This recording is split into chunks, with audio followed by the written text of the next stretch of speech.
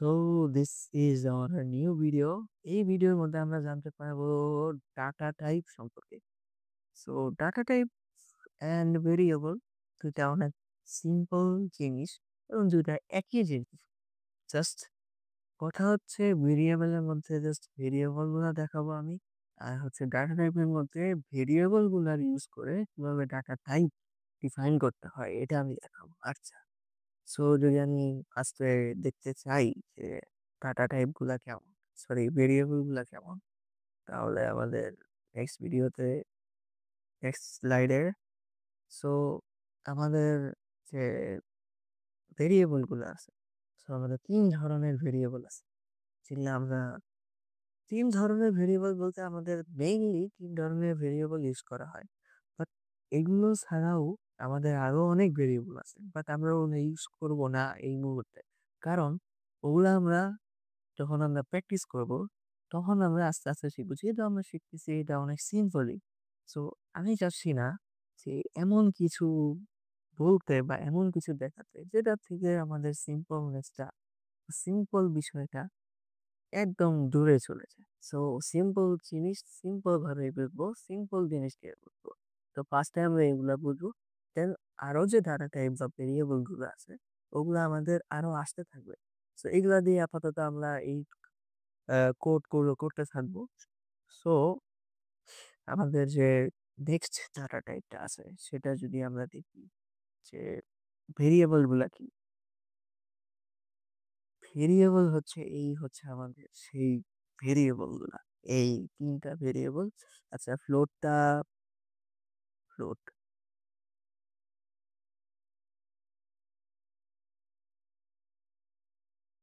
আচ্ছা, সো এই হচ্ছে আমাদের সেই ৩ ভেরিয়েবল মামা। যাদের ইউজ করে আমরা সবসময় কাজ করব। আচ্ছা। সো এই ৩ ভেরিয়েবল দিয়েই আমরা সবসময় কাজ করব। সো আমরা যদি বলি যে আইএনটি কি? আইএনটি হচ্ছে ইন্টিজার সংখ্যা। ইন্টিজার। ইন্টিজার সংখ্যা কি? ইন্টিজার সংখ্যা বলতে আমাদের যে নরমাল আ ডেইলি লাইফে ইউজ করি। যেমন হচ্ছে আমরা যদি যাই 5, 4, 3, 2, 1 এগুলো আমাদের সব ইন্টিজার সংখ্যা অর্থাৎ পূর্ণ সংখ্যা যাকে বলে। এগুলো আমাদের সব পূর্ণ সংখ্যা যেটা আমাদের এই ইন্টিজার ভেরিয়েবল মামার কাছে স্টোর হবে। আমরা যদি কোনো ইন্টিজার ভেরিয়েবল মানে ইন্টিজার বা পূর্ণ সংখ্যা নিতে চাই, স্টোর করতে চাই, সেটা দিয়ে কাজ করতে চাই, সেটা দিয়ে কোড করতে চাই, সেক্ষেত্রে আমরা কি করব? এই ইন্টিজার মামার কাছে চলে যাব। সরি, এই ইন্টিজার মামার কাছে চলে যাব। আচ্ছা, দেন আমাদের কি আছে? ইন্টিজার মামা এই যে দেখতে পাচ্ছি ইন্টিজার মামা ৫ কে ধরছে। মানে ৫ হলো আমাদের পূর্ণ সংখ্যা। পূর্ণ সংখ্যা ইন্টিজার মামাকে ধরছে। আচ্ছা, তো তারপরে আছে আমাদের ফ্লোট। ফ্লোট যেটা হচ্ছে সেটা হচ্ছে আমাদের ফ্লোটিং সংখ্যা। অর্থাৎ আমাদের তো দশমিক সংখ্যা রয়েছে। যেমন ৫.৯৯ এটা একটা দশমিক সংখ্যা। 0.99 এটা একটা দশমিক সংখ্যা। 1.22 একটা দশমিক সংখ্যা। তো যত ধরনের দশমিক সংখ্যা আছে সে যে মামাকে ধরবে সে হচ্ছে আমাদের ফ্লোট মামা। ওকে, এটা বারবার চলে আসতেছে কেন? আচ্ছা, ফ্লোট মামাকে ধরলো। তারপরে যদি বলি আমি যে আমাদের যে ক্যারেক্টার গুলা আছে সেগুলা কোন মামাকে ধরবে? নিশ্চিতভাবে এই যে ক্যারেক্টার মামা, এই মামাকে ধরবে আমাদের হচ্ছে ক্যারেক্টারের সংখ্যা। ক্যারেক্টার ক্যারেক্টার গুলা অর্থাৎ এ, বি, সি, ডি এগুলা সব এক ধরনের ক্যারেক্টার যেগুলা ধরবে কাকে? এই ক্যারেক্টার মামাকে। আচ্ছা, তো এখন আসি যে আমাদের যে ডাটা টাইপ সেগুলো আমরা ডিফাইন করলাম যে ডি এর জন্য আমরা ক্যারেক্টার ডাটা টাইপ দিলাম, ফ্লোটিং এর জন্য আমরা ফ্লোট ডাটা টাইপ নিলাম, ইন্টিজার এর জন্য আমরা ইন্ট ডাটা টাইপ নিলাম। তো এগুলা নেওয়ার পরে আমরা এগুলো প্রিন্ট করবো কিভাবে? প্রিন্ট করার জন্য আছে একটা আলাদা নিয়ম। আচ্ছা, তো ইন্ট মামার যেহেতু ইন্টিজার সংখ্যা ধরে, সো এরা দুজন মিলা প্রিন্ট করে পার্সেন্টেজ দিয়ে। ওকে, পার্সেন্টেজ এই স্ল্যাশ এন এর মানে হচ্ছে একটা নেক্সট লাইন দেওয়া। সো এটা আমরা এক্সাম্পল সহ দেখবো কোডের মাধ্যমে। আচ্ছা, আগে আমরা চলে যাই এই যে ইন্টিজার মামা পার্সেন্টেজ দিয়ে ধরতে। আমরা যখন কোড করব তখন আমরা যখন ইন্টিজার সংখ্যা প্রিন্ট করতে যাব তখন কি করব? এই পার্সেন্টেজ দিয়ে মামাকে লিখব। যখন আমরা ফ্লোটিং সংখ্যা প্রিন্ট করব তখন ফ্লোট মামাকে ধরবো, এফ মামাকে ধরবো পার্সেন্ট এফ দিয়ে। যখন আমরা ক্যারেক্টারে সি মামাকে ধরবো তখন আমরা ক্যারেক্টারে চলে যাব। সো সবকিছুই সেম। এফ দিয়ে এফ সেম, সি দিয়ে সি সেম, শুধুমাত্র ইন্টিজার মামাটা একটু চেঞ্জ, যেটা হচ্ছে ডি। ওকে, সো এটা যদি আমরা এখন কোডে ইমপ্লিমেন্ট করতে যাই তাহলে কি হবে? তাহলে আমরা চলে যাই কোডে। ওকে, সো কোড মামা কোথায় আমাদের?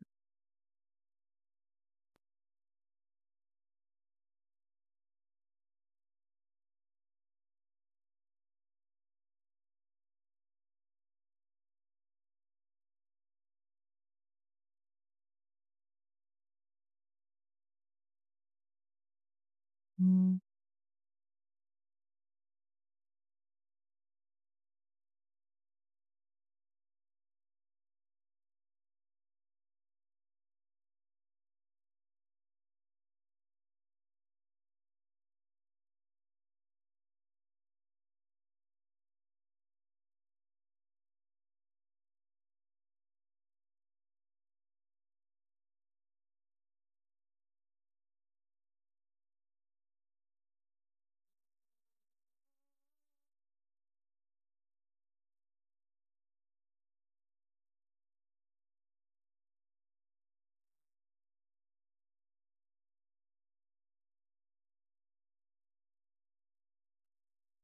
জি, আচ্ছা।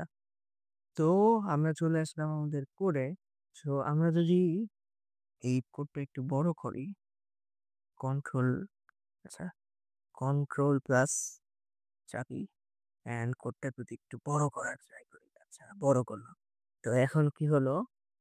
আমরা করে চলে আসলাম। তো আমাদের ফার্স্টে যে এরকম জায়গায় ইনক্লুড স্টুডিও ডট এইচ দেন আছে আমাদের মেইন ফাংশনের মধ্যে সব আছে। আচ্ছা, তো ফার্স্টে আমরা চলে যাই হচ্ছে আইএনটি মামার কাছে। আইএনটি মামার মানে ইন্টিজার মামা। ইন্টিজার মামা কি করছে? ৫ ধরছে।